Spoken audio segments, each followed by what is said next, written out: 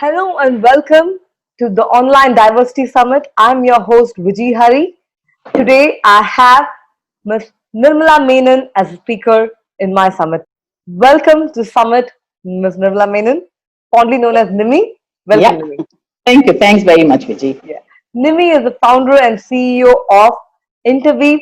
Her contributions in the field of diversity had been recognized with her being listed in the top 50 diversity professionals in the global diversity list. She's been one of the pioneers in India.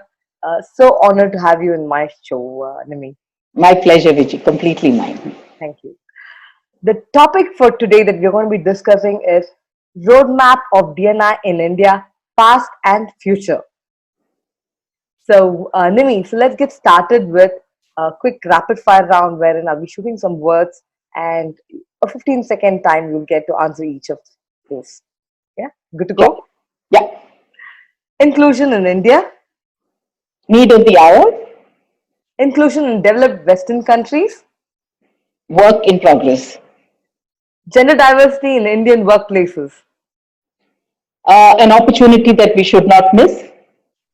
transgender inclusion, A very difficult transition calls for redefining gender as we know it. glass roof or glass ceiling, Very much in place, but getting brittle, pay parity in India, or the lack of pay parity, I think, is a reflection of the gender inequality at work. topmost challenge in implementing DNI, diversity and inclusion in organizations. Okay. Mindsets of people, YT project, a very dear and huge learning experience for Interweave. interweave. One-stop shop for inclusion solutions. Lovely. So I'll move on to case scenario discussion, wherein I want you to share any challenges and how people have overcome that from your experience in workplaces. The Okay. first one will be on gender diversity. Okay. Yeah. So it's a path that's strewn with challenges, right? I wish it was a little easier, but really, this whole journey of getting an organization to become inclusive has a lot of challenges, and primarily it's around people not understanding the value of what diversity, the value that diversity brings, and the need for inclusion. Average manager in an organization always wonders, why do I have to hire a woman if there are enough men to do the job? Why should I hire somebody with disabilities? There is an able-bodied alternative that's available, because it does come with its set of inconveniences. So helping people to see that there is value despite the inconvenience that they are seeing is very, very important for them to accept why diversity is important in the workplace. Right? So the whole conversation has to be, in tune to discussing this with them in a way that allows them to be able to ask a lot of questions, because this we must accept is a very sensitive topic. And with sensitive topics, everybody wants to be politically right, and they do not want to ask a question where they could be judged, right? So, kind of putting some provocative questions on the table and getting people to think critically on this, it becomes a very, very important part of the inclusion journey, right? So, while a lot of organizations end up putting policies and borrowing the best practices from other organizations, really they're not making much progress simply because the mindsets have not been addressed. And until you do that in a very, very conscious manner, we are not going to move the needle. Lovely. The next one would be a challenge on LGBTQ. Mhm. So that definitely is part of the gender conversation. When we talk about gender, we're also talking about gender not being binary, but being a spectrum. And this is a space that Interweave has been engaged with last almost 4 years now. Uh, and like I always say with this diversity and inclusion journey, it's really about understanding something at an intellectual level, at a very rational level as to why we need to do something, and also being emotionally engaged with this. And, and I must confess really that at Interweave, when we started work in this space, it was more around, okay, our clients need this, we need to engage, we need to help them understand and make them more inclusive for the LGBT community. So we were working at a very rational level, looking at the business case and what we needed to do in terms of, gender neutral restrooms and policies and programs. Until I happened to visit, or not rather, not visit, participate in a Pride March in Bangalore. This was a couple of years ago, and that really was a personal turning point for me. While I was engaged with the LGBT community in a very intellectual fashion, so to say, they are part of our community, we need to be inclusive of them. The emotional connect for me happened at this parade, and we were all walking in the parade, and they were calling out slogans, and I was also repeating it after them. And one of the slogans that they were repeating was like this: "It's 1, 2, 3, 4," and all the rest of us shouted out and said 1, 2, 3, 4. Open up the closet door. So we all also screamed, "Open up the closet door." And the next line was 5, 6, 7, 8. We all repeated 5, 6, 7, 8. And the last line was, don't assume your kids are straight. Okay. Now that was a point that actually struck me. And I said, hey, I never thought of this as a personal problem. It really could be. I haven't checked out what my daughter is. I'm just assuming her to be straight, right? So that's when it struck home. And ever since, it's been a very strong emotional connect as well for me, right? And I think this is where the change really happens for everyone. And this is what we need to try and make happen in organizations, because people need to understand the need for this at an intellectual level and also at an emotional level. Understanding the subject with their head and their heart is really when change will happen. So I think it's important for all of us to focus on that, because the programs, the policies, all of that is available on the net. We can just go in there and download the best of policies. None of that is going to work if people are not convinced about why they need to do it, right? Right. So for me, that's been the biggest challenge for organizations. Lovely. Okay, so I'll move on to the next section. This is a bit more detailed section. So you've been in this space for a very, very long time now. So how has corporate India received diversity and inclusion, and what is the way forward? Good question, Vijay. And like you said, I've been in this space forever. It's been about 13 years now, starting at a time when people really didn't understand what I was trying to do. So when I mentioned diversity and inclusion, they looked at me, and said, "Are you busy? Do people have the time for stuff like this?" So that's how they approached this. But within a couple of years, some of the companies had started, their global headquarters were asking them about diversity and inclusion. So they kind of reached out and said, "Hey, what is this stuff that you're talking about?" And at that time, most of the activities were in terms of events. It was about celebrating Women's Day or bring your kids to work. So it was very event based, and people weren't doing this with a full understanding of why this was a business imperative. So that's where we started. And one of the things that Interweave did at that time was to go out and ask companies, what kind of diversity challenges do you have? And very, very interestingly, something that I didn't expect is what came up.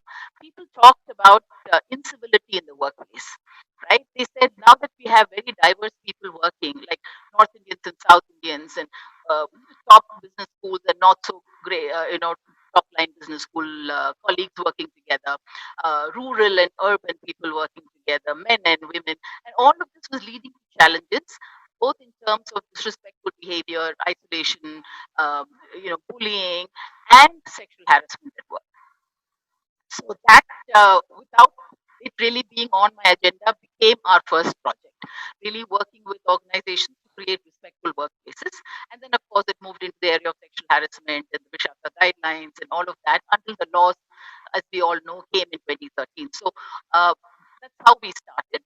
Following which, we kind of started to engage with organizations on why there is a business driver, there's a business imperative for diversity and inclusion, and the conversations very gently moved into gender, because that's like the most visible minority in the workplace for us. It's different in the West, where it's a lot more around race and ethnicity. In India, it's primarily gender. So a lot of conversations around building gender competence in organizations. How do you manage mixed gender teams, etc. We moved into enabling policies. How do you manage maternity? How do you implement flexible work options? Stuff like that. And then it is now we also have a new vertical, which is around, um, helping women build their leadership capabilities. Because companies said, we're doing all of these great things for our women, but the women are choosing not to take them. They're not aspirational enough. So we said, let's work with women to help them understand and make more informed career decisions. How do you build their career intentionality and resilience to stay with their careers and help them to understand that ambition is not wrong, right? So these were the conversations that we've started having. So we've sort of walked the path in a sense and pride ourselves in being at the cutting edge of what's happening in the Indian workplace at least. So that's been our evolution. And I think in a sense also talks about how India has evolved in this space. So the conversations that are happening now in the LGBT space, for example, has also started, along with these conversations, because gender, we said, was not only binary. And sometimes people would ask us these questions, and we were forced to engage in those conversations, socialize the ideas.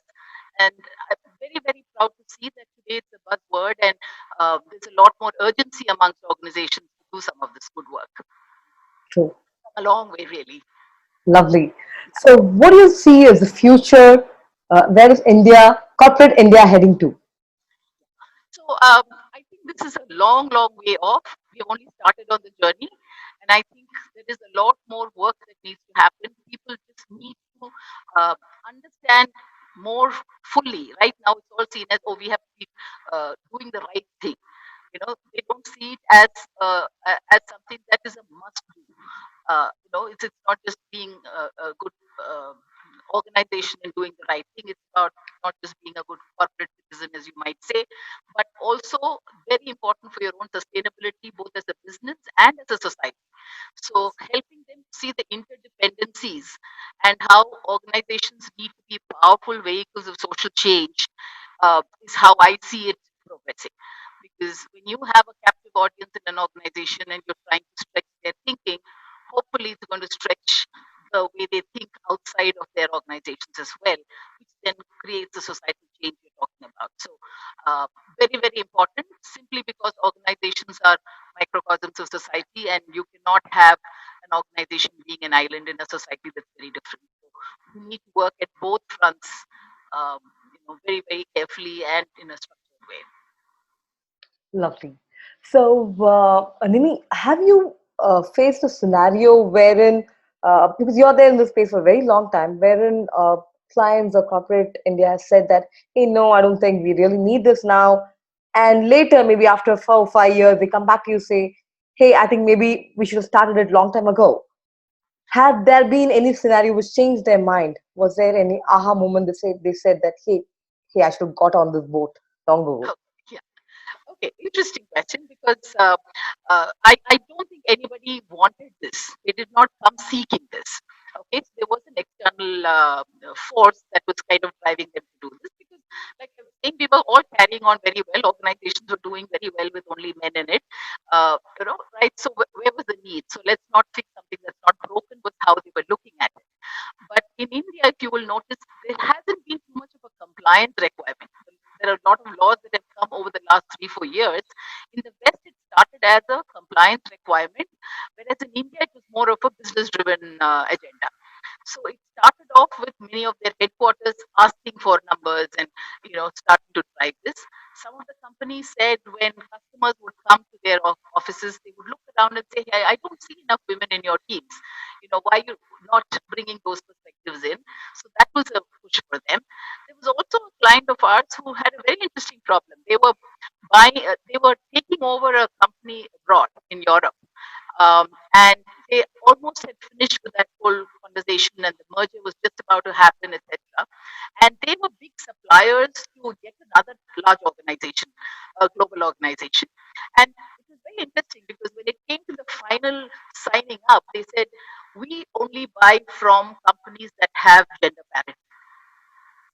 And so the European company that they were looking to buy had gender parity, but if it merged with them, there would not be sufficient gender parity, because the Indian organization was not gender balanced. And that was a tipping point for them. And they suddenly realized, hey, this has strategic costs for us, so we need to be working on the India numbers. And they came back and they actually put a program in place for that. So when it started to impact, because today you see a lot of large organizations making this a requirement for doing business, saying these are good business practices and we will push our vendors to do it. And that is what was happening with this client. And it was very, very interesting that the push came from a very different um, uh, dimension completely, which they had not expected, right? So, Mm. so some of these are very interesting reasons why companies get started on this. And once they see the value in it, because you don't know what you don't know until you experience it and see that there is value in it. It's hard for people to change. I mean, none of us are wired to change that easily, right? Default, position is to not change and be in our comfort zones. So once you push people out of their comfort zone and they experience a new phenomenon, then they kind of buy into it a lot easier. So that's where we are right now, trying to get people to do something that they're not comfortable with. It's a cultural movement. It's really a cultural movement that we have to make happen. Lovely. So I think that's a beautiful problem statement to deal with, and a healthy way of approaching for this initiative. Yeah. So the other a major reason why people get onto this uh, bus or the initiative is that because of their consumers, the buying trends, majority of them, it's the women who are the purchasers, the consumers. That's one big reason for organizations to Sure. get onto this thing. So, any big case scenario that you have seen, or any success story that you can share from your experience? So a lot of companies that are particularly in the FMCG kind of a space, because we know women hold the purse strings of the globe, right? They hold a very large portion, varying anywhere between 80 to 96% of most spending is either made by women or very highly influenced by them, right? So companies have woken up to the fact that women think and buy differently from men, and if we have to appeal to them, then we need to have a different strategy. So many of them have kind of brought women into these organizations because they realize that their customer base is primarily women, and their ability to sort of sense and preempt the needs of the customer is higher, right? So if you have people like your customers in your organization, your ability to be the first one on the block with the right solutions is higher, and therefore the innovation is better. So clearly, we've seen a lot of FMCG companies that have stepped in primarily for this, as a very, very strong business reason to hire women. So while you were mentioning the FMCG, uh, what are the other industries that have woken up and said that, hey, let's move on to hiring people with disabilities, or let's focus on the LGBTQ plus the community? So the LGBT community, it's a very, very complex one again. LGB is not a very visible factor, so it really doesn't. They have the self-declared thing, right? You wouldn't know by just looking at a person. Whereas the transgender piece is a slightly different one, right? So they have a different set of challenges to deal with. People with disabilities, again, it's a more visible, challenge, and therefore there are stereotypes and prejudices associated with it. Now, where we bring in this whole thing is that these are all part of your society, these are all part of your customer base. They're all buying from you. And there is also this whole new generation that believes that an employer that is not ideal in terms of its philosophy is not a good organization to work for. So if you are looking at attracting the millennial talent, for example, you better be an inclusive organization. You better have ways in which you are engaging with the community in more ways than just making profits, right? So these are also great drivers for organizations who want to look at this very carefully. And having said that, there is also this thing of today social media being a weapon that people are bringing to the fore, saying, as organizations, if you're not doing the right thing, we can expose you. So there is that push as well that is there, making organizations become more aware and sensitive and mindful of how they're dealing with their employees. Because a story is not a story that stays within the local confines of that office or that department. They, within a few minutes, it can be out there, and nobody wants to take chances. Right. Rightfully so. I mean, everybody has a right to their dignity, and I think organizations must build that, um, right from the start. So all of those are changes that one is seeing now. What are some of the, or let's say, the top three best practices that you think will work for all organizations? See, I am not a big fan of best practices, honestly. I always recommend homegrown practices because every company has its own uh, challenges in terms of its business, its demographics, its resources, the readiness of the organization. Just way too many things that if you borrow a practice from somewhere and cut and paste it, it's not going to work. So I always start with examine yourself, decide what is it that you want, what do your people want. Maybe there are very good things that are happening currently which you need to keep going, and there are new things that you may adapt or tweak as it stands right now. So work on that, learn and understand from other companies, but make your own policies and programs, because I have seen that working far better than implementing policies from anywhere else. You can learn from different companies, not a problem at all, but pick it and see whether it fits into your system. Talk to your employees, get their inputs, and then implement. So I wouldn't give you a top two or three practices, but education I think is primary. Today a lot of times when people say the needle is not moving, I think the needle is simply not moving because people aren't supportive. They don't understand why they need to do it. So if you work with that, all the other things are simple. Implementing policies is the easiest thing for an organization to do. Throwing money at initiatives is easy to do, but none of this will work if people don't have the right mindsets around it. So that's where the challenge is really. Oh, lovely. So awareness is the top, and then homegrown practices that will Yes, fit into your culture. absolutely. Lovely, lovely. Yeah. So, what is your thought on Indian pay parity in our workplaces? Okay, I think it's same as anywhere else in the world. It is not great. Though I do think that in India we don't start off with a huge difference, right? When people join a company, pretty much they join on the same level, um, but as they go along, it sort of tends to widen, and the gap becomes really substantial. As you get to the top.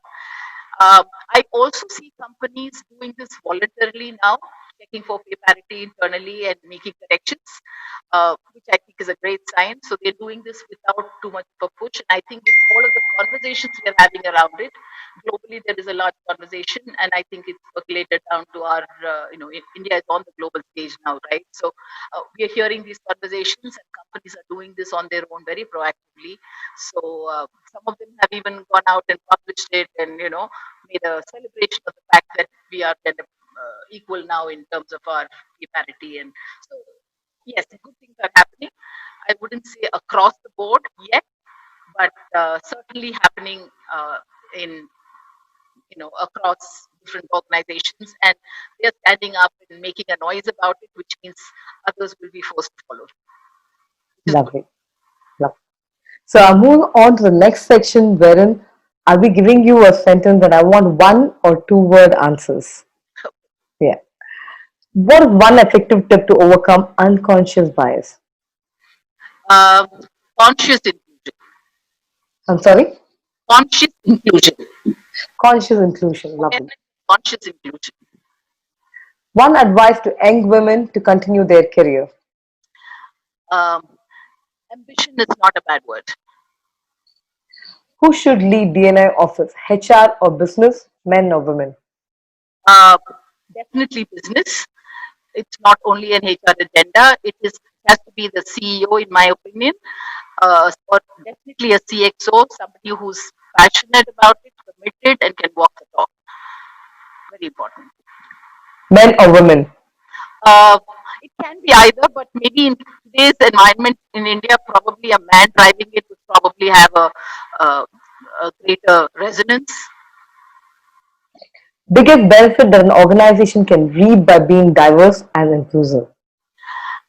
It gets the best out of its people, higher productivity, better innovation.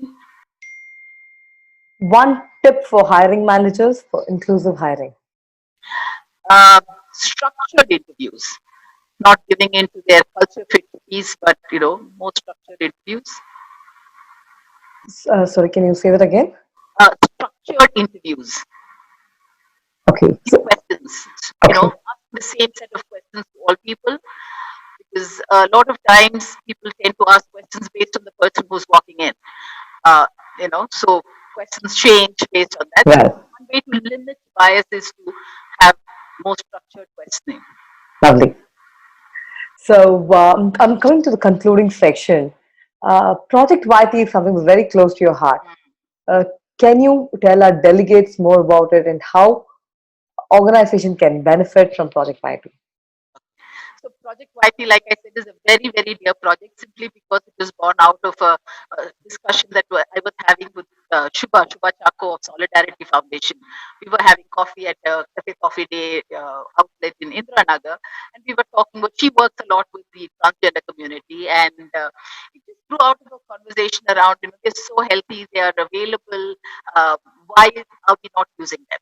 And that's how the YP project was born. We said, why don't we get these people and introduce them to corporates?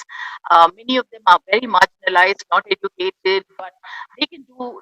We can bring them into the mainstream as part of the housekeeping staff, maybe as security personnel, etc. And that's how this project started.